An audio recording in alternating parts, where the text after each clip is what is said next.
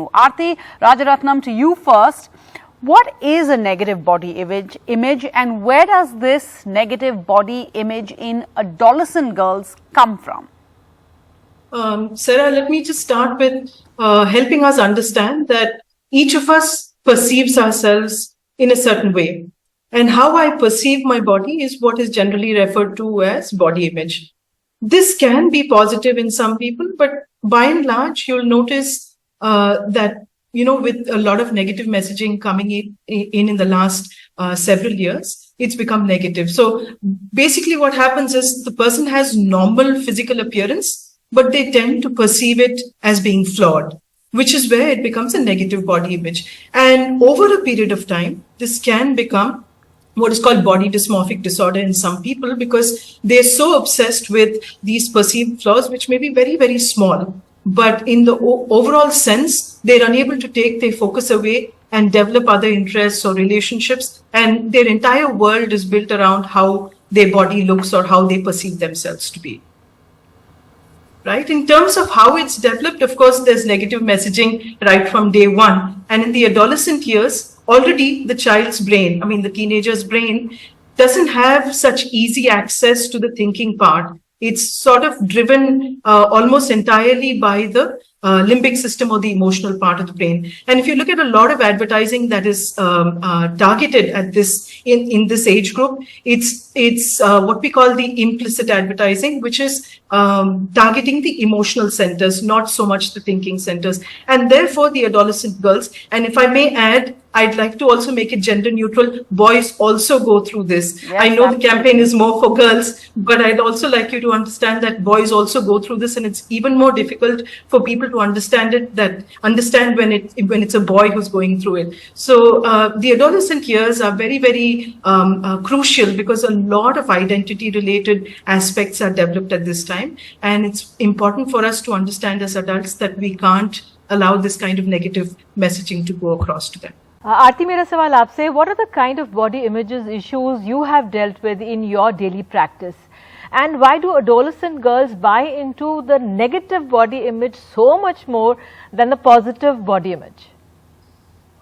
So in terms of a practice, when you, as a psychologist for over 22 years now, it was not so bad before the advent of the tabs. Now with access to social media, we find a lot more people accessing help. But if you really look at the most common concerns, one is to do with the color of the skin.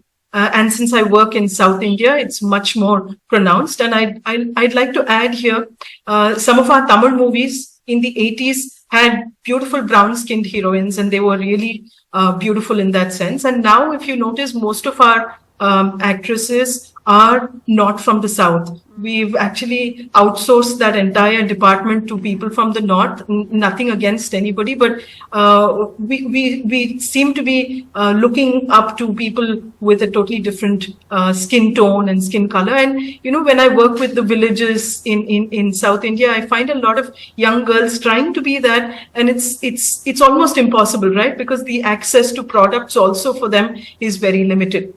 That's one. The second area that we sort of work with is the fat shaming, the body shaming that is associated with excessive fat in the body. But since we're focusing a lot on the color of the skin, I'd also like to quote a small example. Recently, I was working with a young boy, and I'm mentioning this specifically because I think somewhere we are very skewed when we are addressing this issue only from adolescent girls. So the boy's mother keeps telling him, wash yourself, use a lot more soap, then you'll become fairer. And the poor fellow, he's trying his level best to somehow think that, if he uses a particular product, if he scrubs his skin a little more, he's going to look better. And these are all very unfair ways of working with it. And to your second question, why are adolescents more susceptible? This is the age when they see till about 10 years old, most children have an identity which is very, very similar to what the family likes to see them. They're perceived as part of the family.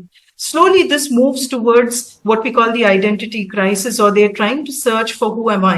And this identity is something that they want very unique for themselves, something slightly different from their family, more in line with their peers. With the advent of social media and the access to a lot of filters, especially, if you notice, even the peer group is struggling with a lot of body dysmorphia, or selfie dysmorphia. Dysmorphia is basically a faulty perception of the body.